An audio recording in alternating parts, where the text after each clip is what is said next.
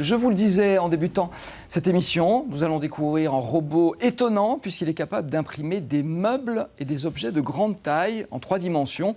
On connaît depuis peu les imprimantes 3D qui fabriquent de petites pièces. Mais là, on est passé à l'étape supérieure. Cette machine révolutionnaire, on la doit à un ingénieur et un designer lyonnais qui ont créé leur entreprise Drone. Alors ça ne s'écrit pas D-R-O-N-E, mais D-R-A-W-N qui signifie dessiner en anglais. J'ai le plaisir d'accueillir Sylvain Charpiot. Bonjour. Bonjour Sylvain Charpiot, merci d'être venu donc sur ce plateau nous parler de cette entreprise et de ce robot extraordinaire qu'on va voir dans un instant. Au départ, vous étiez un duo. Aujourd'hui, vous poursuivez tout seul l'entreprise. Duo avec votre compère Samuel Javel, qui était l'artiste, et vous, le technicien. C'était ça, la répartition des rôles? C'est ça, c'était la répartition des rôles. Alors, vous êtes ingénieur.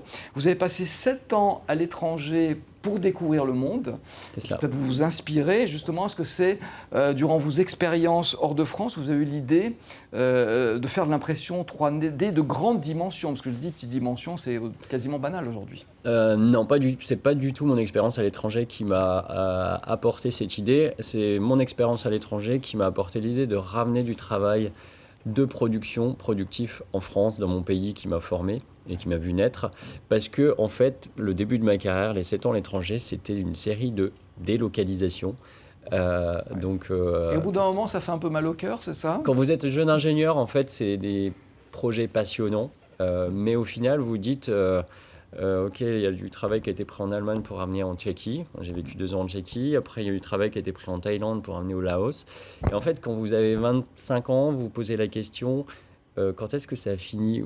Jusqu'où on va aller? Et en même temps, vous avez conscience que vous avez été très bien formé et gracieusement et gratuitement par un pays. Qui n'est pas si courant dans le monde. C'est quand même la grande richesse de notre pays. Et donc ça vous remet en question et naturellement au bout de 7 ans d'expatriation vous revenez en France parce que vous avez vos racines ici, et en revenant en France le projet a mûri. Il a pris quand même 5 ans juste à mûrir, et c'est là où j'en suis arrivé à l'impression 3D pour pouvoir faire de la production.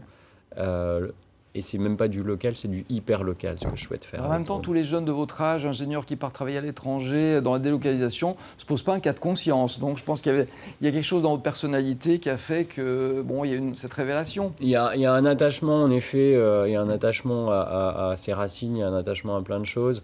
Maintenant, je connais quand même beaucoup de gens qui travaillent à l'étranger, et il y a un retour naturel qui se fait. Un retour naturel parce que voilà, la vie est belle là-bas, elle peut l'être belle en France, mais c'est vrai que on sait, c'est toujours mieux ailleurs. Quand on va ailleurs, justement, on se rend compte que pas forcément. Exactement. Après, c'est un état d'esprit. Faut savoir. Alors, je vous l'ai promis, on va découvrir les images de ce robot révolutionnaire. Il s'appelle Galatea, c'est un joli nom. On peut dire qu'il est quasiment unique au monde. Regardez ce qu'il fait, surtout avec ces petites billes de plastique. Alors, il est en effet unique en France, et on est 2 dans le monde à l'avoir développé. Donc, il utilise des granules de plastique, aussi bien vierges que recyclés. Donc, ça s'appelle du broyat après.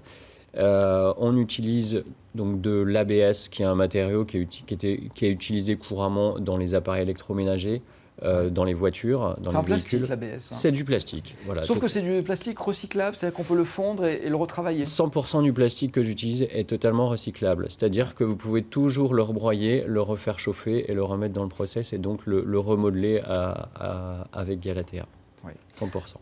Alors donc du plastique qu'on chauffe pour qu'il fonde, et le robot donc dessine ces formes qui ont été préalablement programmées, voilà. Évidemment. La Galatea est composée en fait de 2 grosses machines importantes, les plus importantes, qui a un robot qui crée le mouvement.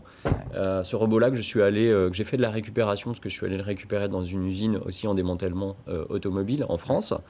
Et ce qu'on appelle un extrudeur qui transforme ces granules, qui vient les chauffer et qui les transforme en un filament. Donc le process s'appelle le dépôt de fil chaud, l'impression 3D par dépôt de fil chaud.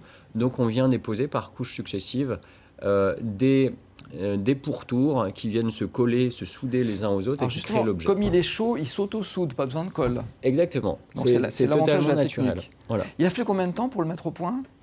Il m'a fallu 2 ans pour mettre au point, surtout pour trouver les machines, parce que j'ai fait ça sur fonds propres.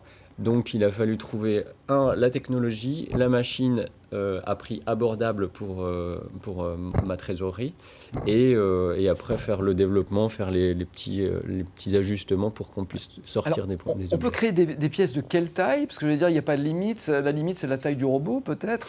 Est-ce qu'on peut imaginer un jour faire des maisons, des voitures? Je ne sais pas moi. Alors les maisons ça existe déjà, l'impression 3D de maison ça existe déjà, les Chinois, les Portugais, il y a plein de gens qui ont fait ça. On peut imaginer plein de choses. Moi j'ai destiné aujourd'hui ma machine à créer des objets du mobilier. Le business model qu'on dit pour drone, c'est de créer du mobilier totalement personnalisable, donc forme, dimension, couleur et même matériaux, et de produire ça hyper localement. Oui, alors l'intérêt, j'imagine, on sait que que des meubles, par exemple, en plastique, pour les fabriquer, il faut faire un moule habituellement, fabrication classique, il faut un moule, il faut beaucoup de matériel, tout ça, ça coûte cher. 100%. Et donc, on est obligé de faire en grand nombre. L'intérêt de votre machine, c'est qu'on peut faire des pièces uniques sans dépenser des fortunes. C'est ça le principal Totalement. intérêt? On peut faire des pièces uniques ou des petites séries.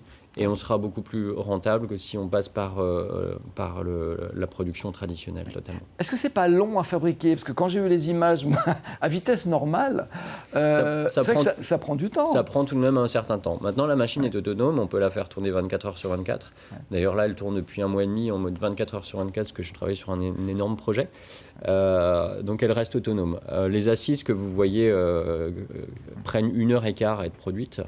Et après, en effet, c'est tout un jeu de trouver les bons ajustements et la bonne vitesse. On ne peut pas aller trop vite parce qu'après, il y a tellement de chaleur qui s'accumule que du plastique, avec chaud, fond et donc ça fesse.